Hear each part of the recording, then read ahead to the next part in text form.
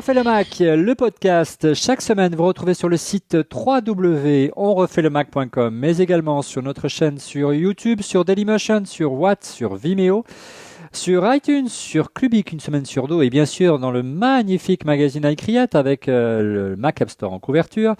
Le débat sur l'actualité et les usages du Mac, de l'iPod, de l'iPhone et de l'iPad. Une semaine très riche en rumeurs. On va essayer ensemble de faire le point. Tout de suite, c'est le sommaire.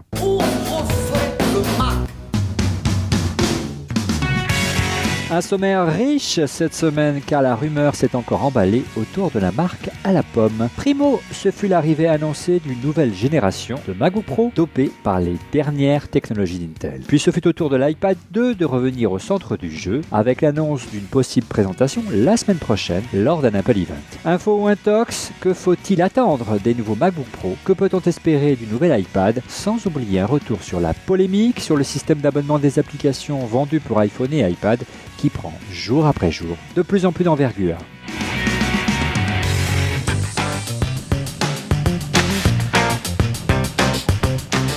Toutes les radios du monde et toutes vos infos, maintenant sur l'iPhone avec Radio Me. Avec comme invité cette semaine, Cédric Ingrand de la chaîne Info. Bonjour Cédric. Salut Olivier, comment ça va? Ça va bien. Alors moi je travaille, donc on est fidèle au poste. Mais toi tu as pris quelques jours de vacances, mais tu es aussi fidèle au poste. Tu es où Cédric? Je suis à Budapest où il fait froid. Mais c'est pas grave parce que c'est très beau. Je connaissais pas du tout, c'est magnifique. Alors fidèle au poste également, c'est Monsieur X qui lui est dans sa cuisine. Bonjour Monsieur X. Bonsoir Olivier, ouais pour moi c'est pas mal. Tant que je suis dans la cuisine tout va bien. Alors il essaye de vendre des concurrents de l'iPad, mais donc il doit travailler 2 fois plus que les autres. Oh 5. Oui, mais il ne faut pas dire quoi. Et à ma droite, Rodrigo Sepulveda-Schulz, investisseur, chroniqueur, développeur, il fait plein de choses, qui lui aussi est en vacances, je crois bien. Saligo, ça va bien, Rodrigo? Pas mal, super, regarde, j'ai un beau pull aujourd'hui, je suis de la montagne. Un beau pull, je ne sais pas, mais tu as un pull, dirons-nous. Au moins, il n'a pas froid. Il est de toute beauté. Il est de toute beauté, oui, mais ça, c'est déposé. Messieurs, on va faire un point sur les rumeurs. C'est une semaine un petit peu faux-folle, hein, tout s'agite. Je vous rassure, on ne va pas parler de Steve Jobs, ça, on va laisser aux people. Hein, non, on va pas tomber là-dedans. Les rumeurs sont emballées en début de semaine avec l'arrivée possible de nouveaux MacBook Pro. Puis ça a été reporté. Et puis là, on ne vous cache rien. On enregistre cette émission mardi soir. Donc logiquement, elle devrait être présentée jeudi. Donc on travaille sans filet, messieurs. On va se mouiller. Qu'est-ce qu'on attend vraiment, Cédric, de cette nouvelle gamme? Il n'y aura pas vraiment de grands changements, si ce n'est Sandy Bridge, on est bien d'accord. Oui, le premier changement c'est Sandy Bridge, donc la nouvelle génération des Core i5, Core i7 d'Intel, dont la version mobile, la version pour portable est lancée depuis ce lundi là.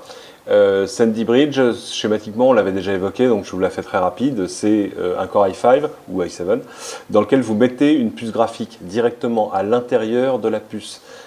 Ça a énormément d'intérêt, particulièrement pour les portables, en termes non pas seulement de puissance, mais aussi d'autonomie, par exemple. D'autonomie et puis de coût. Hein, si on ne rajoute pas un composant, évidemment, ça devrait coûter moins cher, mais avec Apple, on n'est jamais sûr de rien. L'autre piste pour ces nouveaux portables, ce serait la généralisation du SSD. Alors, le SSD, vous savez, c'est cette mémoire flash qui remplace les mécaniques des disques durs. Steve Jobs, lors de sa dernière keynote en octobre ou novembre dernier, avait annoncé que cette technologie qui est arrivée en force dans le MacBook Air devrait d'être généralisé au reste de la gamme des Mac. Ça semblerait pas que ça soit tout de suite. Alors c'est marrant parce que là peut-être je dis des bêtises puisque le produit est arrivé au moment où vous verrez ces images, mais il y aurait du SSD mais il ne remplacerait pas complètement le disque dur, Cédric. Pour l'instant, l'hypothèse, ce serait soit pour des modèles haut de gamme et en option du tout SSD, parce qu'après tout, si vous voulez vous payer un 256 Go SSD, pas de problème, je pense qu'Apple vous le vendra. Mais l'hypothèse de travail, ce serait plutôt des disques hybrides en standard, je sais que Seagate en fait, qui embarquent, je ne sais plus si c'est 8, 16 ou 32 Go de SSD, qui serait vachement intéressant, par exemple, pour mettre le système, pour avoir un boot hyper rapide, comme on l'a aujourd'hui sur le MacBook Air. Donc c'est un système plus sûr dans lequel on met en sécurité son système d'exploitation sur le disque flash et on est sûr de minimiser les risques, de pouvoir démarrer quasiment à tous les coups. Et puis bien sûr, ça booste les performances. Clairement, ouais, bien sûr, ça booste aussi un petit peu le prix, mais c'est pas très grave parce que les MacBook Pro sont quand même pas des machines d'entrée de gamme, donc ça peut. Alors peut-être que Apple va nous faire mentir et faire uniquement du tout SSD et dire le disque dur chez nous c'est terminé. Après tout, ça coûte peut-être un peu trop cher au jour d'aujourd'hui, non ? À mon avis, ouais, ce serait très dur à encaisser parce que sur les MacBook Pro qui sont vraiment des machines de production, j'ai tendance à penser que les gens ont envie d'avoir du stockage. Ils ont plus envie d'avoir 1 Tera dans leur machine. Et aujourd'hui, avec le SSD, c'est pas possible. D'où cette idée de disque hybride qui serait un peu le meilleur des deux mondes. Monsieur X, vous qui étiez chez Apple du temps de l'iMac, souvenez-vous, le premier ordinateur sans lecteur USB, une tentation forte d'Apple, c'est de vouloir supprimer le lecteur de CD-ROM, le lecteur de DVD ou le graveur, puisqu'il n'y a pas de Blu-ray chez nous, malheureusement. Steve Jobs n'en veut pas, il veut nous vendre des films sur iTunes. On sent ça, c'est pas loin, dans pas longtemps. Si c'est pas cette version-là, ce sera la suivante, Monsieur X. Oui, mais je crois que c'est pas uniquement lié à la prochaine génération de matériel, Olivier. Il faut 2 autres éléments supplémentaires qui s'approchent à grands pas, et même dont un est là. C'est d'abord le Mac App Store, donc un endroit sur internet ou en local pour installer ces applications, qui est quand même une des utilisations du lecteur encore de DVD aujourd'hui, c'est de mettre le DVD d'un logiciel pour l'installer. Et puis l'autre utilisation, c'est les médias, et particulièrement ces médias. Et là, il nous manque un deuxième élément. Ça serait un Dropbox ou un MobileMe, mais super rapide. Et quand on parle d'Apple, on parle de MobileMe plutôt super rapide et super pas cher. Mais le Mac App Store étant là, s'ils font un gros effort sur MobileMe, la tentation va être forte, oui, je pense, pour Steve Jobs, de supprimer le lecteur de DVD. Et c'est vrai qu'on l'utilise de moins en moins. Maintenant, vraiment, la balle est dans son camp. Il faut vraiment que MobileMe fasse un saut quantique, et j'ai un petit peu peur. Rodrigo, toi, tu as un inconditionnel du SSD. Ça va dans la suite logique. C'est le progrès, dirons-nous. À terme, il n'y aura plus de disque mécanique dans les ordinateurs. Oui, clairement. Je voudrais faire juste quelques remarques techniques. Je vous ai déjà parlé dans un coup de cœur avant d'un site qui s'appelle macperformanceguide.com, qui vous permet de comprendre en fait comment optimiser la vitesse de votre ordinateur. Tout d'abord, le SSD, ça n'a pas de partie mobile, donc ça consomme moins d'énergie. Ça fonctionne dans les grandes hauteurs, par exemple les gens qui vont à l'Everest, c'est pas tout le monde. Ouais, là c'est bon pour toi là. Mais ça reste encore assez cher. On trouve aujourd'hui des disques 480 Go, mais c'est assez cher. Alors, pourquoi il est sympa le camp de base chez toi, Rodrigo. Ouais. Alors, pourquoi c'est intéressant le SSD ? C'est ce que ça permet de lire et d'écrire de manière beaucoup plus rapide par rapport à un disque dur normal. Vraiment beaucoup plus rapide. Mais c'est pas suffisant comme analyse. Il faut regarder un petit peu ce que l'on fait dans le système d'exploitation Apple. Quand on lance l'ordinateur, quand il est éteint, ça prend 15 à 20 secondes de lancer le système d'exploitation.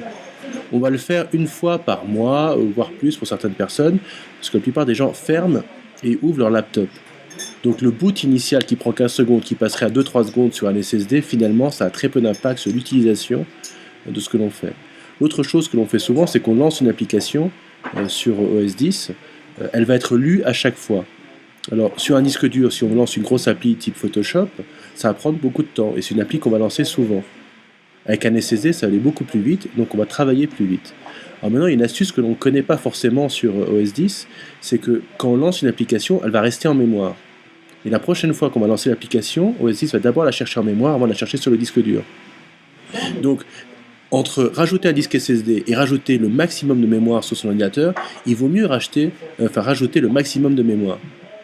Là où le SSD fait vraiment une différence, c'est pour les gens comme moi qui font de la photo, où on va lire plein de fichiers tout le temps, par exemple dans Aperture pour les modifier, et là il faut aller faire un accès disque systématique. Alors, on va vite passer à la seconde rumeur forte de cette semaine, c'est tombé un peu sur tous les téléscripteurs, si ça existe encore, pas sûr. C'est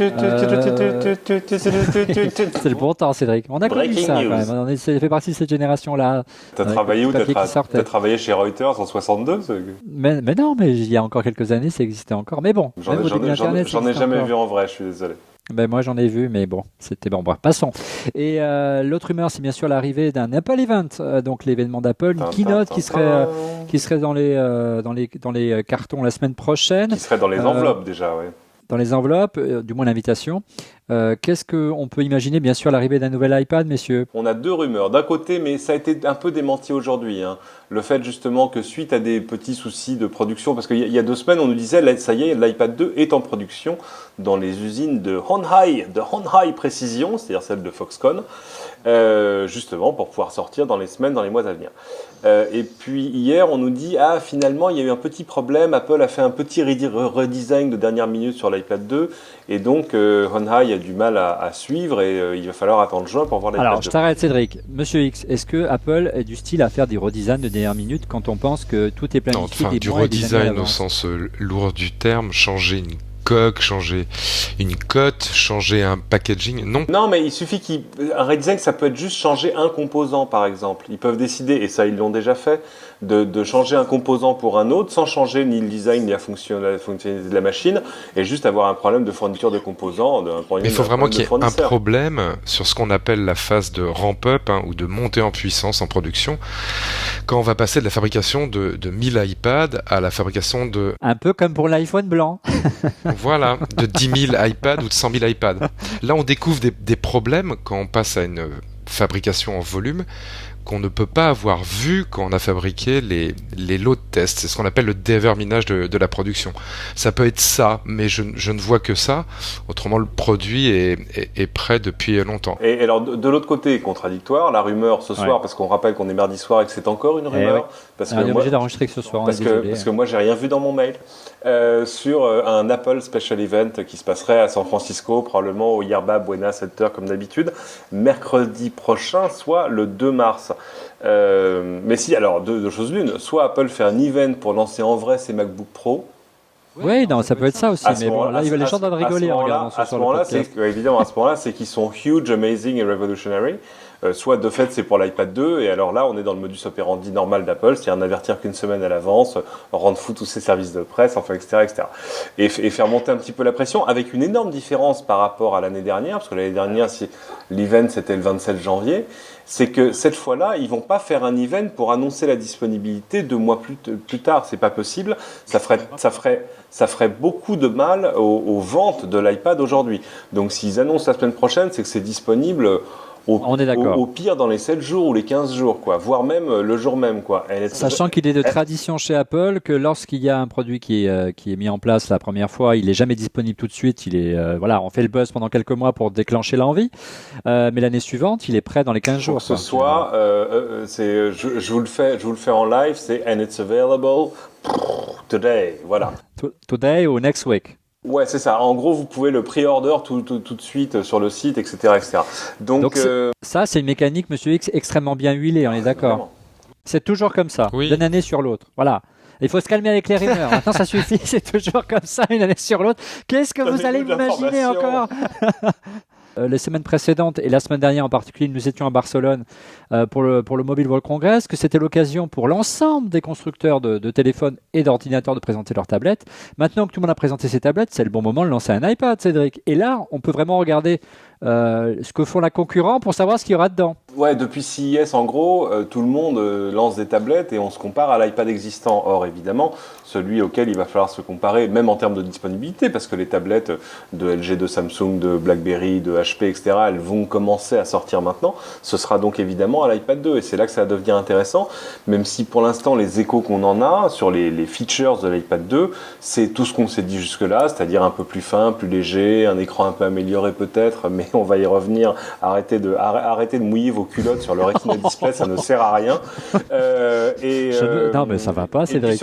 Et puis surtout, là où les caméras qui pourraient se mettre à relancer un peu l'usage de FaceTime, parce que moi, je sais pas vous, mais FaceTime, je trouve qu'on entend parler de moins en moins. Il faut l'utiliser. C'est le truc sur lequel on a lancé l'iPhone 4, et depuis, moi, je sais pas, des appels FaceTime. Par contre, moi, j'ai un scoop, il y a une chose qui est absolument sûre sur l'iPad 2, c'est qu'il sera au même prix ou plus cher que le précédent. Ça, on en est sûr. Qu'est-ce qui te fait dire ça? Ça, c'est vraiment la tactique marketing d'Apple qui est assise sur sa stratégie d'innovation, qui est de dire on fait des produits premium, on le vend à une population qui a envie de ces produits et on leur en donne pour leur argent et on fait aussi une bonne marge avec. C'est le positionnement stratégique d'Apple qui veut et qui permet ça. Et malgré le fait qu'Apple ne soit plus seul sur le marché aujourd'hui. Il faudrait vraiment que le produit soit complètement dépassé en termes de fonctionnalité pour qu'il tire sur les prix. Mais rappelle-toi une fois de plus, ils préféraient l'introduire au prix qu'ils avaient pensé l'introduire, quitte en catastrophe, et ils l'ont déjà fait sur l'iPhone, sur d'autres produits, à le baisser plus rapidement que prévu ou de manière exceptionnelle. Ça leur permettrait de reprendre la parole. Mais la seule chose dont on est sûr, toujours, c'est ça. Voilà, il sera au même prix ou plus cher, mais on en aura pour notre argent. Voilà, le reste n'est que spéculation. Donc, concrètement, il ne regarde pas la concurrence. Donc pour le prix, a priori, on est à peu près d'accord, Monsieur X, ça ne devrait pas baisser malheureusement. On ne sait jamais, un peu être touché par la grâce chez Apple.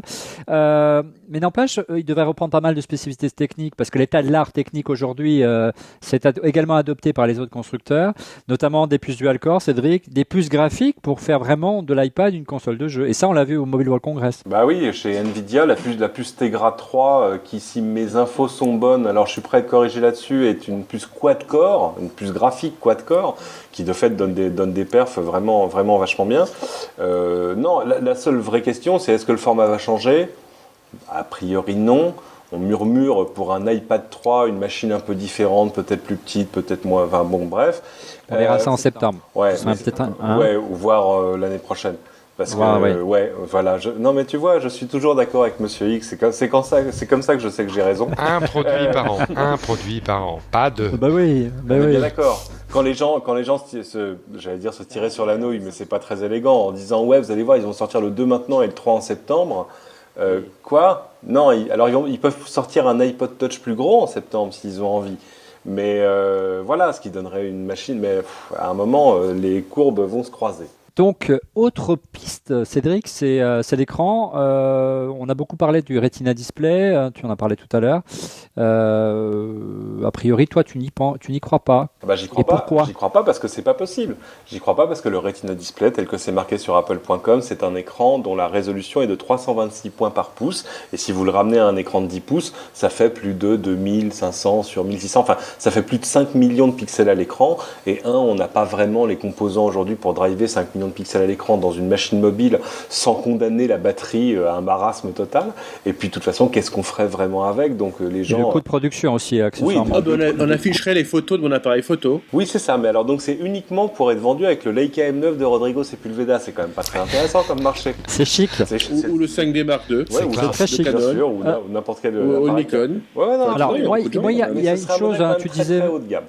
Tu disais tout à l'heure, Monsieur X, que Apple ne regarde pas la concurrence. Moi, j'aimerais bien, notamment qu'il regarde un petit peu HP, qui a généralisé depuis très longtemps, depuis le Palm Pre, l'équivalent de la technologie NFC, une technologie avec un léger contact, qui permet par exemple de synchroniser son Palm sans brancher un câble et sans passer par iTunes. Ça, ce serait extraordinaire si ça arrivait dans un iPad. Tu as vu ça dans le touchpad de chez HP, c'est épatant. Monsieur X, tu l'appelles de tes voeux, j'espère bien. Oui, moi je te rejoins là-dessus. Parce qu'au quotidien, la synchronisation de son iPhone ou de son iPad avec iTunes, c'est toujours soit contraignant, soit pas très rapide.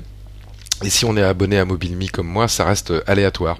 Voilà, donc si le NFC apporte plus de souplesse parce qu'il n'y a pas de câble à connecter avec une bonne rapidité comme celle d'un réseau et pas d'erreur, je serais vraiment un homme heureux. Au départ, les rumeurs en parlaient plutôt parce que c'est utilisé comme des systèmes de paiement automatiques, comme Navigo notamment en France. Après. Ça viendra après. Oui, alors oui. Moi, ça me fait pas acheter un nouveau device si c'est juste pour synchroniser mon truc avec mon autre truc. Ouais. C'est un ensemble de choses, quoi. En revanche, si c'est la techno qui est intégrée, je la mettrai au même niveau qu'un GPS qui a permis de développer des tonnes d'applications, au même niveau que les accéléromètres pour les jeux ou les gyroscopes. Si ça me permet de développer tout le système de paiement qu'on trouve au Japon pour payer sa boisson, son coca, son métro, etc., là, c'est passionnant.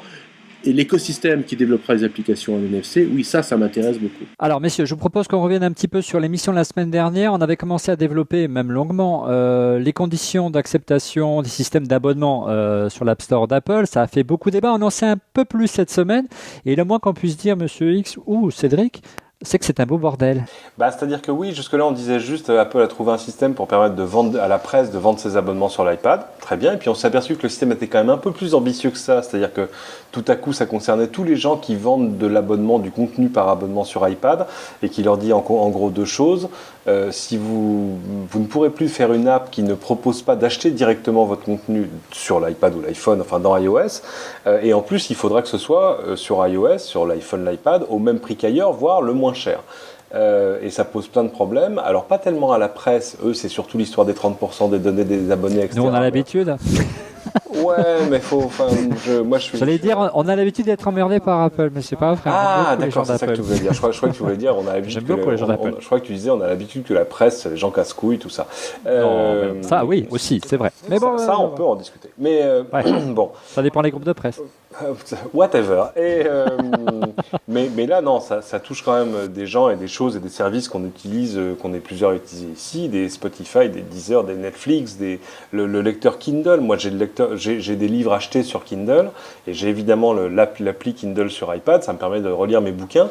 Et tout à coup, en gros, Apple est en train de dire à Amazon, ah bah non, si vous vendez des bouquins qui sont lisibles sur l'appli Kindle, il faut qu'on puisse aussi les acheter dans l'appli Kindle. C'est-à-dire qu'Amazon redéveloppe le store complètement, mais le store, il existe déjà en appli. Jusque-là, Apple prenait rien. Et puis il y a Rhapsody, le service de musique en ligne, qui a dit, nous, si c'est comme ça, on sera plus sur iOS.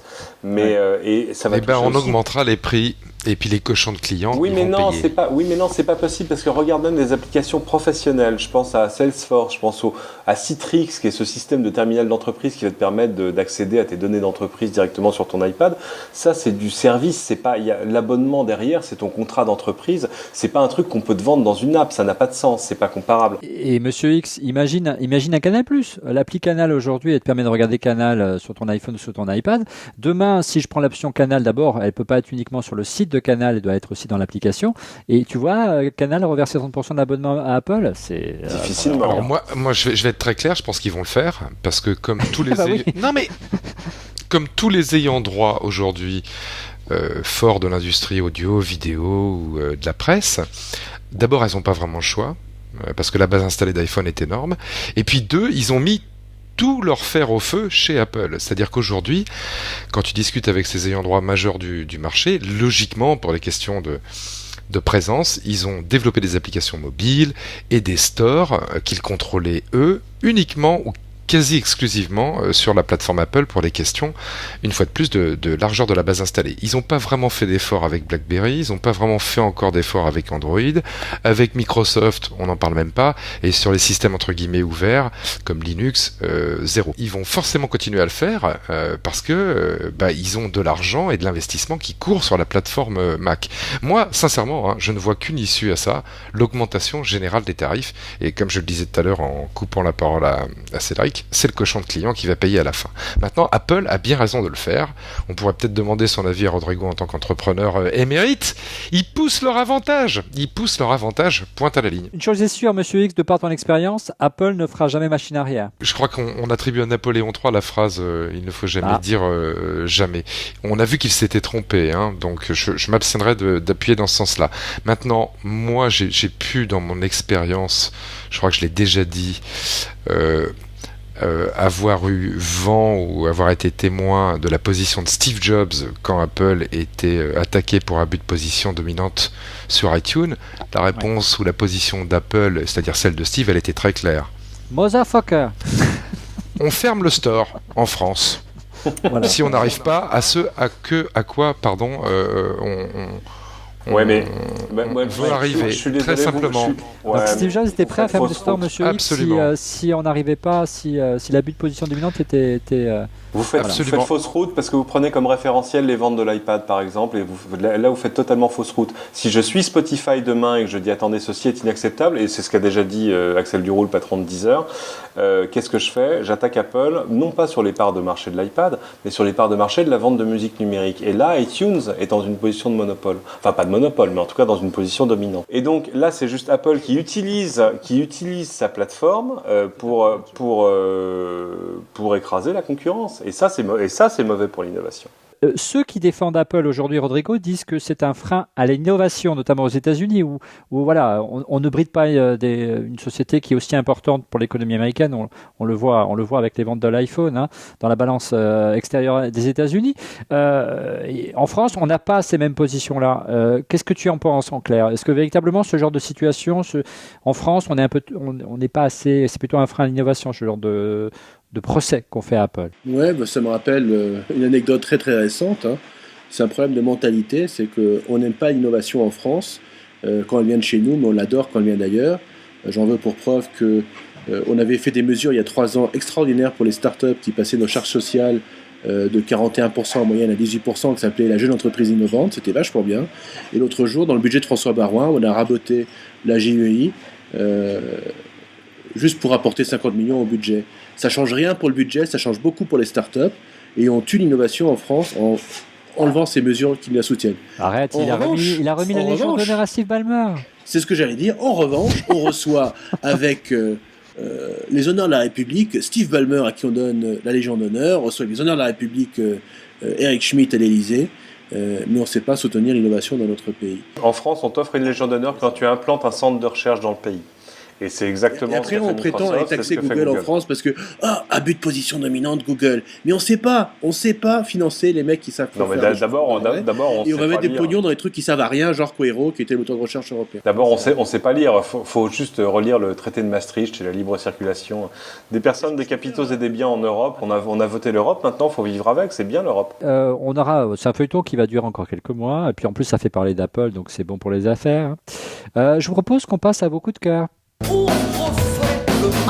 Alors messieurs, vos coups de cœur, on va commencer par Cédric pour une fois. Écoute, mon coup de cœur, c'est du vécu. Il me manquait une app. Tout à coup, tu sais, il y a des fois, tu découvres des apps et tu t'essayes, puis tu les laisses de côté comme les 3/4 des apps au bout d'un moment. Et puis un jour, tu découvres un truc qui remplit un vrai besoin. Moi, j'avais pris des photos, des captures qu'il fallait que je recadre et que j'envoie directement par mail sur iPad. Recadrer une photo sur iPad, mais comment on fait ? Il y a bien ça dans l'appli photo. Non, pas du tout. Cherchez encore, cher ami, ça n'y est pas. Et j'ai trouvé, ça s'appelle Photopad. C'est absolument génial. Et en plus, c'est entièrement gratuit. C'est un modèle assez simple. C'est que ça vous permet. Ça se fait comment ? Ils se payent en fait d'une manière simple, c'est qu'ils font des skins pour iPhone et iPad et ils te permettent juste à partir d'une photo de faire le crop ici, de faire les modifications, de retoucher ta photo et de faire ton skin que là tu vas payer. Mais sinon l'app elle est entièrement gratuite. Si c'est juste pour manipuler des images, ça marche. Parce que je me suis quand même aperçu de trucs rigolos, c'est que sur iPad je ne suis pas arrivé à faire tourner une image. La rotation de l'image ça marche pas. C'est rigolo parce que quand vous faites des captures, il y a des fois il croit savoir dans quel sens vous étiez et après il veut pas en démordre. Enfin bon bref, je vous raconte pas ma vie mais c'est un peu compliqué. Voilà, ça s'appelle. Ouais, enfin non, mais et tout à coup voilà une app qui m'a vraiment sauvé la life parce qu'il fallait que je prenne une image, que je la crop, c'est quand même pas compliqué, que je la recadre et que je l'envoie par mail. Et tout à coup je m'étais aperçu que j'avais pas et 2 c'était pas facile à trouver. Et en grattant un peu, Photopad sur iPad et iPhone, ça marche gratuit. Rodrigue. Et Cédric, tu aurais pu prendre Photoshop mobile, hein. Ça marche très bien, ça fait tout ça. Ouais, Et c'est gratuit. Et c'est gratuit. Ouais, c'est gratuit, t'as mon portable, hein, tu peux m'appeler. Il suffit de voir mon mail, quoi. Oui, ou tu... Bon, moi j'ai 2 coups de cœur cette semaine. Vas-y. Le premier, c'est mon pull 8 bits. Vous voyez, ça me rappelle mon Apple II, très joli. C'est fait à la main, ça. Il me tient bien chaud. C'est super. C'est Madame Rodrigo qui l'a tricoté, c'est ça ? C'est même pas pire, c'est très bien. Voilà. Non, mon coup de cœur de la semaine, c'est sorti tout à l'heure, il y a quelques heures, le communiqué de presse vient de tomber. C'est notre ami Jean-Marie Hulot, que vous connaissez bien. Un ancien d'Apple. Un ancien d'Apple, papa spirituel. Spirituel, je ne sais pas, mais qui a beaucoup travaillé d'ailleurs sur les calendriers de Sync. Un des géniteurs, en tout cas. Et c'est pas une réussite. Qui aujourd'hui nous sort son 3e opus chez Photopédia. Il nous sort Memory of Colors. Pour vous les geeks qui ne faites que regarder les écrans d'ordinateur, allez regarder des images. Il y a 1300 photos sur 40 cultures, 18 pays. C'est un projet de 12 ans. Donc en gros, c'est des images de toutes les cultures du monde. C'est très très joli, c'est très beau. C'est photopedia.com/ios/memory_of_colors ou alors juste Photopédia, vous le trouvez sur petit message personnel pour Jean-Marie Hulot, il vient quand il veut, on refait le Mac, il le sait. Monsieur X, ton coup de cœur ce soir? Simple, et puis c'est aussi un produit d'expérience qu'on vient de partager ensemble ce soir. C'est Skype 5 sur Mac et ou sur PC. On vient de faire en fait plus d'1h30 d'enregistrement parce que t'as un peu merdé, Olivier. Ça n'arrive jamais. Ça sera pas au montage. Mais pour ce qui est de faire la vidéoconférence A4, zéro problème. La connexion s'est bien passée. On s'entend bien. Et en plus, comme disait, je crois, Cédric au début de l'émission, on se voit bien. Chose qui ne nous était pas arrivée en 50 épisodes dont on refait le Mac sur HeadChat. Foutez-moi HeadChat à la poubelle. C'est terminé. Non, mais je viens de réaliser une chose, monsieur X, c'est que du coup, on peut faire un refait le Mac avec plus d'intervenants et avec des filles. Tiens, on va faire ça va être sympa. Si je peux me permettre, je vous conseille l'excellent papier aujourd'hui d'Emmanuel Paquette, notre confrère. Mon ami de l'Express. Emmanuel Paquette, oui. Et voilà, qui nous explique pourquoi Skype est illégal en France. Ah oui, c'est l'histoire de l'ARCEP, c'est que est-ce que Skype est un opérateur de téléphonie? C'est une question académique, Oui, c'est pas très grave. il est fort, cet Emmanuel Qu'est-ce que Paquet. va faire l'ARCEP? Messieurs, si je passais mon coup de cœur à moi, ça vous intéresse ou pas? Oui. Alors, je vous parlais tout à l'heure du NFC, des technologies sans contact ou presque. Alors, c'est pas exactement du NFC, puisque c'est une technologie à induction. Il y a un an. Une casserole. Non, il y a un an, il y a une boîte qui s'appelle PowerMed qui a présenté ça, enfin l'équivalent de ça. C'est-à-dire, c'est un petit chargeur pour iPhone ou pour tout téléphone. Vous posez juste votre téléphone dessus et au miracle. Ah, bien sûr, il se penche sur le secteur, la tablette. Hein. Et au miracle, ça se charge par induction, justement. Il y avait une version précédente, elle était beaucoup plus grande, hein, elle arrivait jusque-là. Donc voilà, il y a une nouvelle version qui a été présentée la semaine dernière au Mobile World Congress. C'est génial, vraiment, c'est super. On aimerait bien que ça soit intégré par défaut à tous les téléphones. Ça marche super bien sur BlackBerry, ça marche super bien sur Android. Parce qu'en fait, le récepteur NFC, hein, le récepteur par induction, il est dans la petite coque. En fait, ils vous vendent un petit capot de batterie. Hein. Donc ça marche super bien sur le téléphone, mais sur l'iPhone, c'est pas possible. La batterie, elle est dedans. Donc ils vous livrent ça. Et là, c'est nettement moins bien. Alors, vous voyez, c'est une petite housse. Il faut la mettre dedans. Et une fois qu'il est dans la housse, vous pouvez le charger. Donc c'est pas trop gênant, sauf qu'on perd le dock. Donc forcément, l'intérêt est moins top. Donc c'est super, mais il y a encore des progrès à faire. Ce qui est intéressant avec ces technologies-là, c'est que ça pourrait arriver partout. Ça pourrait arriver typiquement dans un meuble, ou imaginez un bureau avec un petit système d'induction, vous posez votre iPhone, il se charge. Ça arrive dans les voitures, il y a General Motors qui a signé un contrat d'ailleurs. Donc ça s'appelle PowerMate, c'est à découvrir, c'est vachement intéressant. Ce serait bien que ça arrive aussi sur les ordinateurs, ce serait top. Mais surtout, enfin, parce que PowerMate, ça fait quelques années qu'ils existent, il y a une norme qui s'appelle QI, ça se prononce QI, ça s'écrit QI, et c'est-à-dire qu'il y a une norme commune entre tous les constructeurs qui vont permettre de faire du rechargement de manière standard avec, tu vois, ça va faire papa-maman. Apparemment, ce qu'on m'a expliqué la semaine dernière au Mobile World Congress, au mobile, il faut dire mobile, c'est le problème d'ampérage. Hein. Il n'y a pas assez de puissance encore aujourd'hui pour charger des gros bousins comme le MacBook Pro qui est devant moi. Mais attends, moi j'ai fait tourner un mixeur là-dessus. Ah bon? T'as fait tourner un mixeur? Oui, enfin c'était un prototype. un peu spécial, voilà. de PowerPad. Mais il coûtait 2000 € le chargeur. Voilà. Eh bien, merci messieurs d'avoir participé à ce 51e numéro de Refait le Mac. Je ramasse donc les copies puisque normalement au moment où vous verrez cette émission, les MacBook Pro seront arrivés, et peut-être même l'iPad sera arrivé, donc on verra si on a tout faux ou tout raison, mais c'est pas grave, hein, on s'est mouillé, on a mis les coucougnettes sur la table. On se donne rendez-vous la semaine prochaine. Moi je les ai gardés. Hein. Je sais bien, mais toi, ils sont au frais.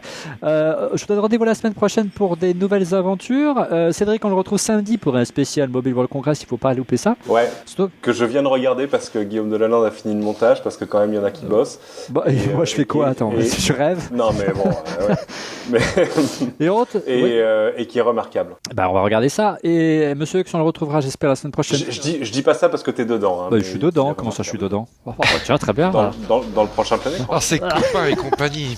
Ah c'est la grande presse. Ouais, on n'en sort pas, hein, c'est terrible. Monsieur X, on le retrouve dans sa cuisine, et Rodrigo, j'espère qu'il va descendre de sa montagne de temps en temps. Hein. Voilà. À la semaine prochaine. Tu rigoles, en snowboard, piste noire en piste. Hein. À la semaine prochaine, messieurs. Super vite. Hein. Merci encore, à bientôt.